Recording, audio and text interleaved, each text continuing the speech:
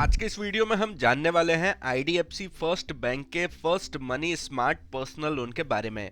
अगर आप शादी, ट्रैवल, एजुकेशन या फिर इमरजेंसी एक्सपेंसेस के लिए क्विक पैसा अरेंज करना चाहते हैं तो आईडीएफसी फर्स्ट बैंक का first money smart personal loan सबसे बेस्ट ऑप्शन हो सकता है। इस वीडियो में हम ये भी जानने वाले हैं कि अगर आप आईडीएफसी फर्स्ट बैंक से 5 लाख रुपए का पर्सनल लोन लेते हैं तो इस पर ईएमआई कितनी बनेगी 2026 के इंटरेस्ट रेट के हिसाब से। तो आप इस वीडियो को पूरा जरूर देखिए। तो चलिए इस वीडियो को शुरू करते हैं। आईडीएफसी फर्स्ट बैंक के first money smart personal loan की बात करें तो आप यहां से 10 लाख रुपए तक का पर्सनल लोन ले सकते हैं और वो भी बिना किसी कोलेटरल के। इसके लिए आपको कोई असेट गिरवी रखने की जरूरत नहीं पड़ती है, यानी ये अनसिक्योर्ड लोन होते हैं। इंटरेस्ट रेट की बात करें तो आईडीएफसी फर्स्ट बैंक के first money smart personal loan का जो इंटरेस्ट रेट है वो 9.99% पर एनम से स्टार्ट होता है और ये जो इंटरेस्ट रेट है ये आपके क्रेडिट स्कोर और लोन प्रोफाइल के हिसाब से डिसाइड होता है। लोन के पैसों को रीपेमेंट करने के लिए आपको 9 महीनों से लेकर 60 महीनों तक का यानी कि 5 साल तक का समय मिल जाता है। तो इसमें आप अपने रीपेमेंट कैपेसिटी के हिसाब से फ्लेक्सिबल टेन्योर भी सेलेक्ट कर सकते हैं। अब आती है सबसे जरूरी बात कि अगर आप आईडीएफसी फर्स्ट बैंक से 5 लाख रुपए का पर्सनल लोन लेते हैं तो कितनी ईएमआई बनेगी न्यू इंटरेस्ट रेट के हिसाब से, यानी कि 2026 के इंटरेस्ट रेट के हिसाब से। वैसे तो आईडीएफसी फर्स्ट बैंक का ये जो first money smart personal loan है इसका इंटरेस्ट रेट 9.99% पर एनम से स्टार्ट होता है, लेकिन इस कैलकुलेशन के लिए हम एवरेज 12% पर एनम का इंटरेस्ट रेट कंसीडर करेंगे, क्योंकि ये जो इंटरेस्ट रेट है ये आपके क्रेडिट स्कोर, इनकम और लोन प्रोफाइल के हिसाब से डिसाइड किया जाता है।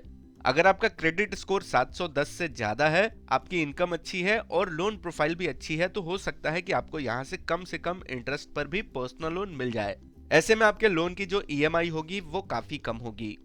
तो अगर हम यहाँ पर 12% एवरेज इंटरेस्ट रेट को कंसीडर करते हैं तो ऐसे में अगर आप लोन का टेन्योर कम से कम यानी कि 9 महीने रखते हैं तो जो आपकी मंथली ईएमआई होगी वो होगी 58,370 रुपए के आसपास। टोटल पेमेंट आपको लगभग 5,25,332 रुपए का करना होगा और यहाँ पर जो टोटल इंटरेस्ट लगेगा वो होगा 25,332 रुपए।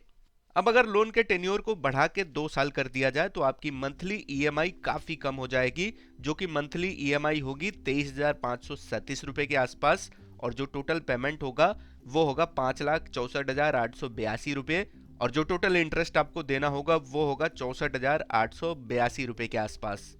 अगर लोन का टेन्योर 3 साल रखेंगे तो मंथली ईएमआई लगभग 16,607 रुपए के आसपास होगी।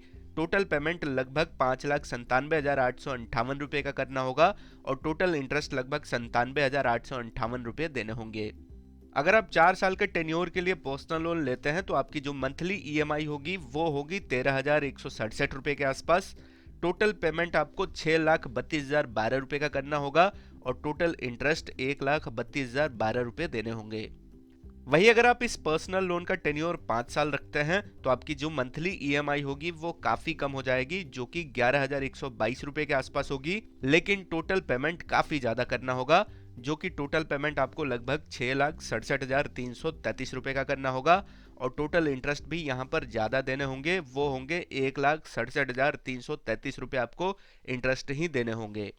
तो यहाँ जितना लंबा आप टेन्योर रखेंगे उतनी कम मंथली ईएमआई बनेगी, लेकिन टोटल इंटरेस्ट काफी ज्यादा देना पड़ेगा। तो कोशिश करें कि पर्सनल लोन का जो टेन्योर है वो कम से कम रखें ताकि आपको टोटल पेमेंट और टोटल इंटरेस्ट ज्यादा न देना पड़े।